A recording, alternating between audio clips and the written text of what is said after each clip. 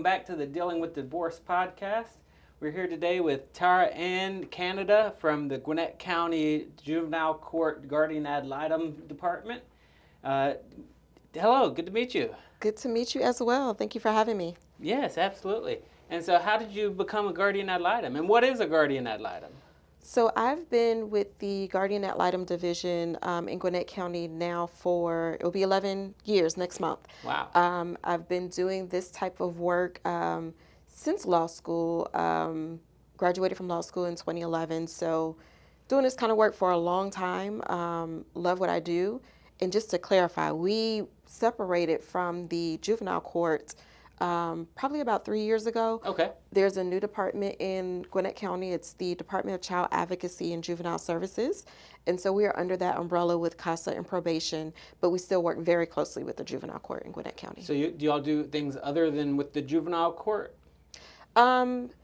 Yes and no. So we do get a lot of transfer cases from the Superior Court as well as from the probate court, but those cases are then heard in the juvenile court. Okay. What kind of cases in probate court do Guardian Ad Litems deal with? So we may have a guardianship that is transferred to us from the probate courts. Typically, it would be guardianships that are transferred. Okay. And so what does a Guardian Ad Litem do? So a Guardian Ad Litem represents the best interest of the child. Our office is a little unique, whereas we are one of 4 in the state of Georgia that is part of a government entity. Most Guardian Ad Litems in the state of Georgia are private practices or private attorneys. Ours is even more so unique because not only do we do the cases that are transferred from the Superior Court and probate court, but the majority of our cases are defects related. Okay. And so are you basically like a lawyer for the children? Correct. Okay. And so when they are defects related, oftentimes we play a dual role. So we may represent the best interest of the child, but also advocating for what that child wants or needs when it is defects related. If it is another case that we're handling, another type of case we're handling, be it custody case, guardianship, adoption, so on and so forth, we're typically just in the Guardian Ad Litem role, only representing best interests, which you take into account what that child may want as well, but you're looking at the totality of it, the overall picture, and representing that best interest. Whereas on a defect side, if we are starting in a dual role, we may represent that best interest, but that weight of what that child may want may weigh a little heavier. If for whatever reason it conflicts, what we believe is to be in the best interest conflicts with what that child wants, then we become a client-directed attorney, and another attorney would be, or another person would be appointed as the Guardian Ad Litem. Okay. So, sorry, the trick question, but how does a child get you as their attorney? We are appointed, Okay. strictly appointed. Someone can't just call us and hire us off the street. We are strictly appointed. When it's coming from the Superior Court, the case is transferred down, and then the juvenile court judge will appoint us. We have a rotation within our office of how the cases are dispersed. And when it is defects related, the court in general is on a rotation, a 3-week cycle. And so, and depending on which courtroom that case is in, would determine which attorney from our office is appointed as the Guardian Ad Litem. Okay. So the guardians are kind of matched up with the judges? Correct. So we have 8 attorneys in our office.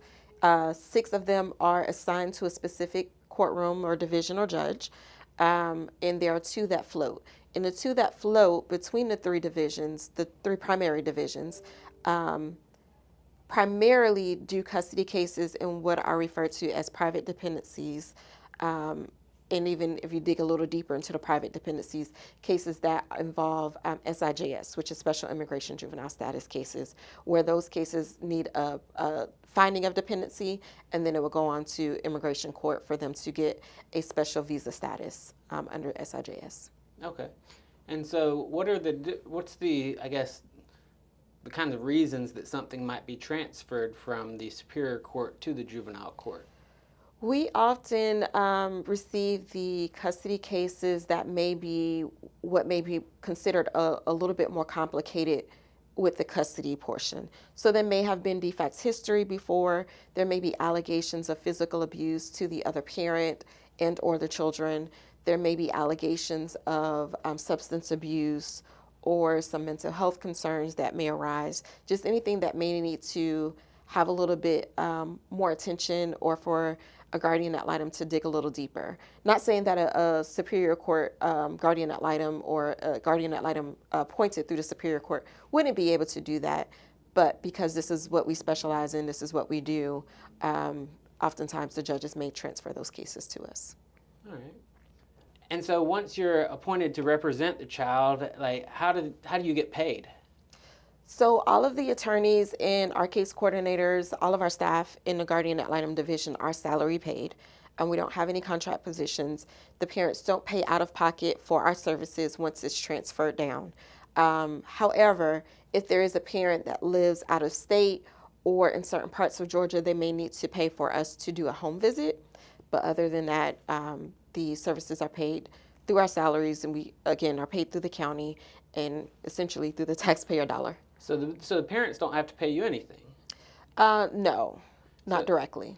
So can parents just agree to have something transferred to juvenile court if they can't afford a guardian ad litem? There are times that the parents may request for the Superior Court judge to transfer it down. Depending on that judge, the judge may or may not transfer it. Sometimes the judge wants something a little bit more substantial than just the fact of not being able to afford a guardian ad litem to transfer it down. They want to make the best of the resources because, again, this is taxpayer dollars. Okay. So if there's not a lot of conflict between the parents, but they just can't agree on who's going to be primary custodian, is that an appropriate case to go to juvenile court? In your opinion, I guess you're not the judge, you don't get to decide, but generally from your experience and what you've seen. From my experience, that is not typically the type of cases we receive. Okay, that's good to know. I've actually seen some judges who have denied request to transfer to juvenile court just based on consent of the parties when there wasn't enough. So that's kind of why I was digging into that. I don't want people to be wasting their time and money trying to get something that may not be possible. Thank you for that. Yeah, absolutely. And so, are you from Gwinnett County? Have you? No, I'm originally from Boston, Massachusetts. Okay. Grew up in DeKalb County, but my entire legal career as a practicing attorney has been in Gwinnett County. Started at a very small boutique firm in Snellville. Went into my own practice where I was based in DeKalb County. My office was in DeKalb County. However, the majority of my work was here in Gwinnett. I was on the D list doing misdemeanors in the state court, and was also doing juvenile work as a parent attorney and doing a little bit of guardian ad litem work, primarily in Gwinnett County, a little bit in DeKalb County, prior to being in the Guardian Ad Litem's office. And so you did private guardian ad litem work before you started doing this for the government? Correct. Okay, and so what were some of the differences you saw in like private practice as opposed to working with juvenile court? Because I was a solo practitioner, I didn't have a staff. It was very much all on me to do everything, which as a solo practitioner, that can be daunting at times. Yeah, having a team is very helpful. Having a team is very helpful. And I will say, as I transitioned into this office, some of the things that surprised me may be very minor, or what a lot of laypersons may not even realize we have to handle, like just doing a lot of the administrative work and a lot of the paperwork, whether it's a leave letter or a conflict letter, whatever it may be. Someone else was able to do it, and that gave me more time to just lawyer. Yeah, that gave me more time to focus on my clients versus doing the business of lawyering. Yeah, I can relate to that. In the office here, it's hard to focus on lawyering if you're working on billing and marketing and all these other things. If you got a team to do that for you, it's real helpful. It makes a big difference. Yeah, absolutely. And so do you have to be a lawyer to be a guardian ad litem? No. So the law does allow for a layperson to be a guardian ad litem. However, they do have to have the requisite training to be a guardian ad litem. Whether a lawyer or a layperson, you do have to have the requisite training to be a guardian ad litem. Are all the guardians in your office lawyers? All of the guardians in our office are lawyers. In fact, the goal is for each of us to be child welfare law specialists under the National Association of Counsel for Children. Tell me more about that. So the National Association of Counsel for Children is a national organization that focuses on child welfare law. More specifically, dependency-related versus custody cases. However, it is an organization that focuses on the trends across the country, what is in the best interest for child welfare, what are the best standards of practice for parent attorneys, for those representing agencies, for those representing children in whatever capacity, whether that's as a guardian or as a client-directed attorney. And essentially, to become a child welfare law specialist, you're almost taking another bar examination. It's an exam that includes multiple choice questions as well as essays and kind of practice prompts. They give you an example of something that you may experience in the field of practice, and you have to answer those questions. Yeah. You have a couple of hours set aside in a day. It's a very thick text to study from, and you learn all this material and you take that exam, and then you can hold yourself out as a specialist. Okay, and are the majority of the people in your office qualified under that? At this moment, no, but they are each working towards it. So we have a few in our office right now. All of our leadership, our director, our deputy director, myself, are all child welfare law specialists. We have another attorney in the office that is a child welfare law specialist. Again, there are a few that are preparing for the exam. We have had instances in our office where everyone has been child welfare law specialists. As the office has evolved, we have some attorneys that were in our office that are now on the bench or have gone into other practices, and they have each been child welfare law specialists. That's very impressive. So when a judge appoints a guardian from your office to represent a child, what can the parents expect to happen next? So each of us handle our investigation very differently, but what you will expect, there will be a home visit, at least one at each of the homes of any parties who are interested in being the placement or the custody or having custody of that child. You can expect that we will build a rapport with that child, no matter what that age is. If that means it's an infant, we're just going in and observing the child and seeing how that child is thriving in that home. Or it may be a teenager, and we're speaking to that child and going to have lunch or going for a walk around the neighborhood, whatever it may be, just building a rapport with that child. You can expect that we may speak to collaterals, whether that's doctors, coaches, teachers, aunt, uncle, grandparents, whoever it may be, who can give some type of insight in everyday life for that child.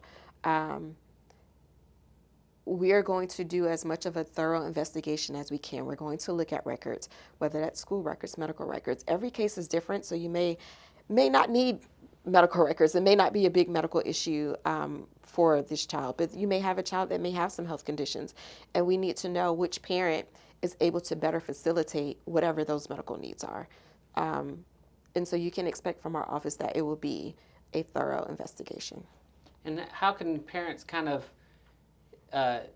prepare their child for that they're going to meet you for the first time? What do you want them to know about you ahead of time, if anything? Or is it just a surprise, here's this new person? A lot of us will have that conversation with the parent and ask, how we send out a questionnaire prior to meeting the children. And there's a question on that questionnaire, something along the lines of, how can we best prepare your child, or what does your child know about this case so far, or something along those lines.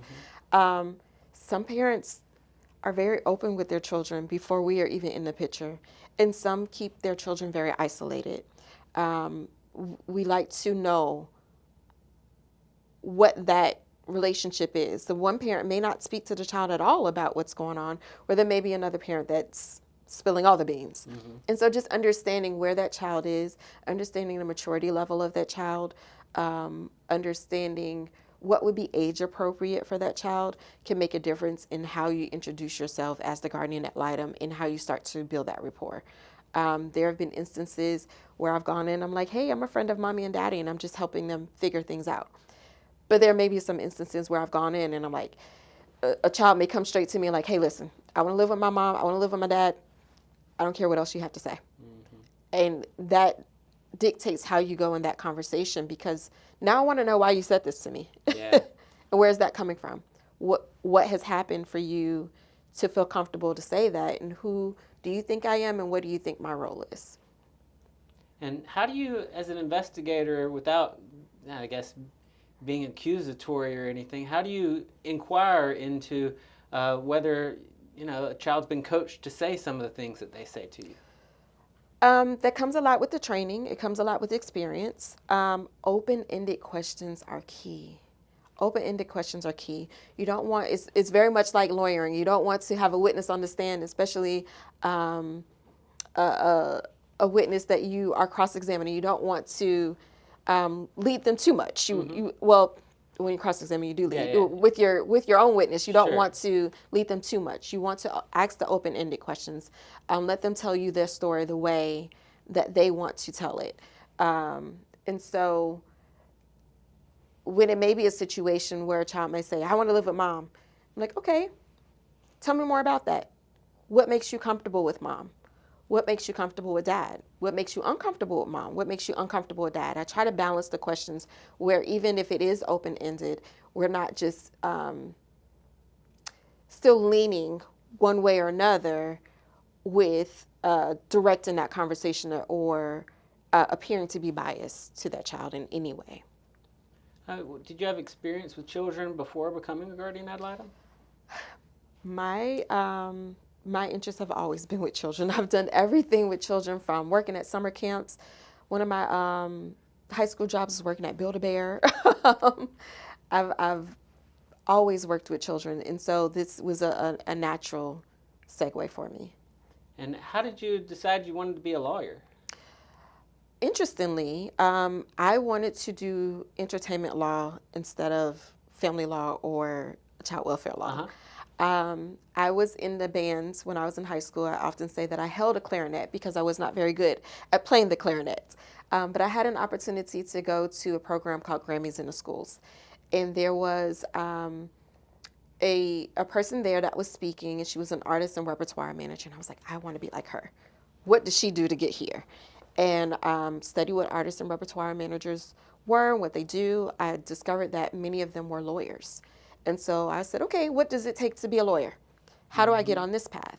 And studied that and prepared myself for law school. Majored in music industry and communications at Northeastern University. And through that time, did internships at like radio stations, just getting my hands on whatever I could within the music industry. What was that pivot point that you're like, wait, this family law thing, I gotta go with this? So it was a couple different things that precipitated that. One was, so prior to going to law school, I worked at a entertainment law firm and served as a liaison for a distribution label that he had. My first job practicing as an attorney was at the boutique firm in Snellville, and she did entertainment law and family law. I always had the calling for working with children still nagged at me. Yeah. And I wanted to find a way to merge my love for children with my love for entertainment. And so that felt like the perfect fit. Like I was doing entertainment law and family law. Like this was great. But I got to a point where I felt like in entertainment law, I was babysitting adults. I said, if I'm going to do this, I might as well work with children. And it kind of pivoted. I went into my own practice. I was doing a lot of misdemeanor work, as I stated before, and I hated it. And I was actually in the process of pivoting my practice to only do Guardian Ad Litem work when the opportunity came about to be in this office. And I was like, well, I hear you, God. This is perfect. And here we are, 11 years later. Do you have aspirations to be a judge or anything one day, or you found your home? I do not. This is my home. I do. I am a registered mediator as well. I wouldn't mind doing more mediation work, specifically in this world, specifically in this practice area. I'm not registered in juvenile law quite yet. I haven't done the dependency or the delinquency mediation training quite yet, but I have done it for general and domestic. And so if for whatever reason this did not pan out, I would love to go in that direction as well. And so, are there any, I guess, creators or authors or anything that about that I guess discuss parenting and how to be a good parent that people who are listening to this podcast can go and listen to or pick up a book or read or something like that? Something from your educational trials that you found was very helpful? Anything like that? Um, a lot of what I find to be helpful may not necessarily be to family law or child welfare law specific. Mm-hmm. Some of it is, some not so much. There's a podcast, Good Judgment.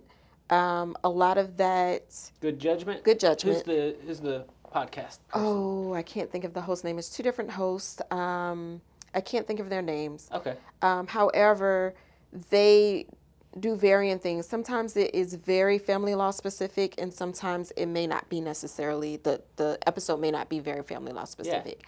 Another person is Angela, I'm blanking on her last name, but she is a judge as well. She's not based in Georgia. However, she does do a lot of family law specific episodes. There's another gentleman, Ryan O'Donnell, and you would have to Google him. He's a tech person. However, he became a foster parent, and his story is just very inspiring. He has a podcast. I can't think of the name of his podcast either, but his name is Ryan O'Donnell. And the first time I heard him, he was a guest on another podcast. And he was giving his story on how his foster care experience drove him to develop this app to help families communicate. Mm-hmm. Kind of like Our Family Wizard? Similar to Our Family Wizard, but this one is very specific to children in care. It was quite interesting. His story is quite interesting. I encourage you to Google him and find him. And what we'll do is I'll get that information from you and we'll put it in the comments section of this video so that people can find these. Awesome. A couple of books that I have found to be helpful are How to Deal with Difficult People. It's a book that highlights different personality traits. Mm-hmm. There's I another. love those kinds of books. Yeah. There's another book called Emotional Intelligence. There's Emotional Intelligence and Emotional Intelligence 2.0. Those books are quite helpful as well. Let's pivot. What about for kids? Kids who are going through a divorce and a splitting up of are there any resources that that you might direct kids to sometimes? So there are actually two books that we pass out in our office. They're Really? kind of like coloring books. And they describe who are all the people in the court, who are all these adults who are helping you. Shameful, I don't know the names of them, but we have them available in our office. So if there's ever a child that may need one, any of us would be happy to provide that to them. There was another book I was just thinking. Of course, the NACC, we call it the Red Book, the big thick book, and it's very practitioner heavy, so that would be good for anyone who wants to be in this field, who work in this field. I don't know how helpful it would be for any parents or children, but it is a phenomenal book, a phenomenal resource for child welfare law. And how long does the whole investigation process take? It varies on the complexities of the case. I don't want to hear it varies. It varies on the complexities of the I know. case. Of course, we want to get an investigation complete as quickly as we can. So I'm going to be a reporter here. What's the longest investigation you've ever had? Probably a couple of years. Wow. And I would say what happens in cases of that length, new things tend to occur. Mm-hmm. Something new always comes up. And or it may be an issue of reunification. If there's a parent that has experienced some type of parental alienation, or a parent that disappeared for whatever reason and they're just now returning, or that may have been incarcerated and they have to rebuild this relationship, whatever it may be, oftentimes that child's perception is their reality. And my role is to protect this child.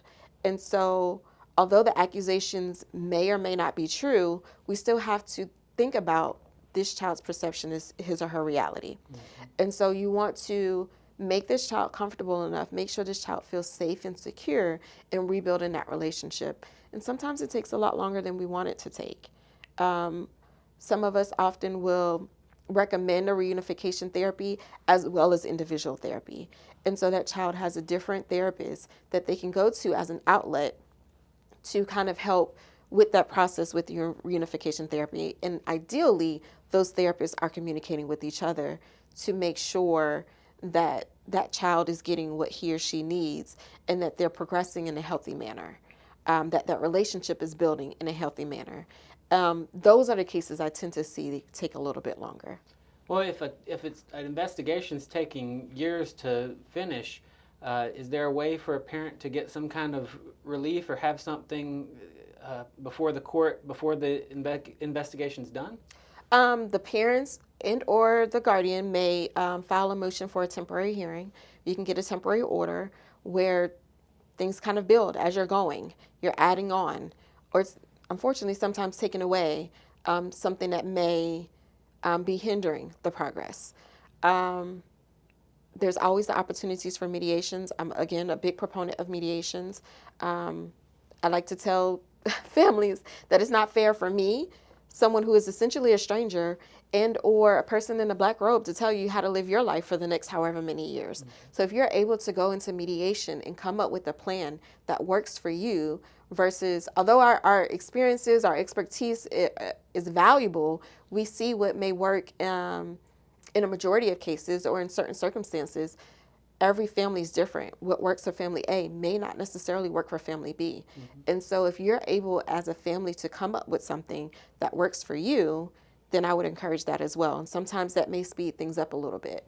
There are times that I find that if people have buy-in, if they're contributing to what that agreement is and what the next however many years will look like versus a stranger telling them what to do, they're more likely to follow it. So I just thought of an interesting question, and I kind of almost feel like I know the answer, but I'm going to ask it. So, Okay. have you ever had a situation where the parties couldn't agree, they couldn't come to a settlement, they were both wanted custody, and went to trial, and you recommended 50-50? Has that ever happened? I have. I've recommended 50-50. It is rare that I do. And I can only speak for myself. It's rare that I do because a lot of times you have these children going back and forth. Mm-hmm. And so that can be confusing for them. That can be overwhelming for them. Some kids hate it. Some kids love it. They thrive in it. They want it. Some kids hate it. And they're like, I don't know where I am, at what day. I don't know how to plan. I don't know what to expect for school. I don't know what to expect with my friends. And that's what's important for them. A lot of times when we're considering 50-50 is, honestly, with a lot of these cases, you may have two really great parents that are both doing a great job. They just parent differently, or they just can't get along. And it has nothing to do with their ability to parent. Mm-hmm. And so it could be difficult where you're just like, I don't know what to do. But it needs to be an ideal situation. You don't want to put a child where they're spending more time in a car going back and forth between two houses, or it's going back and forth to get to school because the parents live so far away, or if it's going to cause more confusion for them about where they are on what day, if they're going to get to their extracurricular activities or whatever else. So it needs to be the perfect circumstances for me to recommend for 50-50.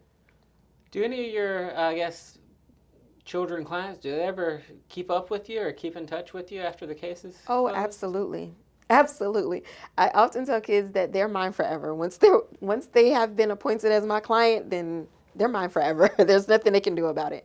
I do have quite a few that are well into their 20s who call me regularly and give me updates. I've been invited to weddings. I've been invited to birthday parties, that just call me just for life advice or just to vent, whatever it may be. I have a few of my babies that will forever be my babies. Are there any mentors that you'd like to give a shout out to that helped get you where you are today? Oh, absolutely. My former supervisor, Ashley Stinson, has been phenomenal. Even before I was in this office, she has been a phenomenal role model for me. My first internship in this field, Bettina Abney, she's in North Carolina, in Durham, North Carolina. She works in the Durham County attorney's office. Their system is a little different than ours. She was one of the first attorneys that I worked for in this field, as well as Jerry Nettles. She's in that same office. How did they inspire you? They introduced me to this work. They have encouraged me. They have pushed me, introduced me to NACC, just have given me opportunities that I would not have otherwise had an opportunity to have. And so I appreciate each of them for all they've done. Are you with any particular judge over there at juvenile court, or are you one of the floaters? I do not have a caseload anymore, but I was appointed to or assigned to Judge Waller's courtroom until his retirement. Yeah. Around the time he retired is around the time I came out of the courtroom. Perfect timing because, They both came up together. Judge Waller is another mentor for me. Judge Waller has been a phenomenal force in my career as well. He's awesome. I appreciate him as well for all that he has done. Well, thank you so much for spending time with us, Tara. Thank you. I appreciate it. And if you know anybody else who'd like to be a part of the podcast, please let them know. Thank you. It's a pleasure. Thank you. Take care. This has been the Dealing with Divorce podcast. Thank you for joining us. See you next time.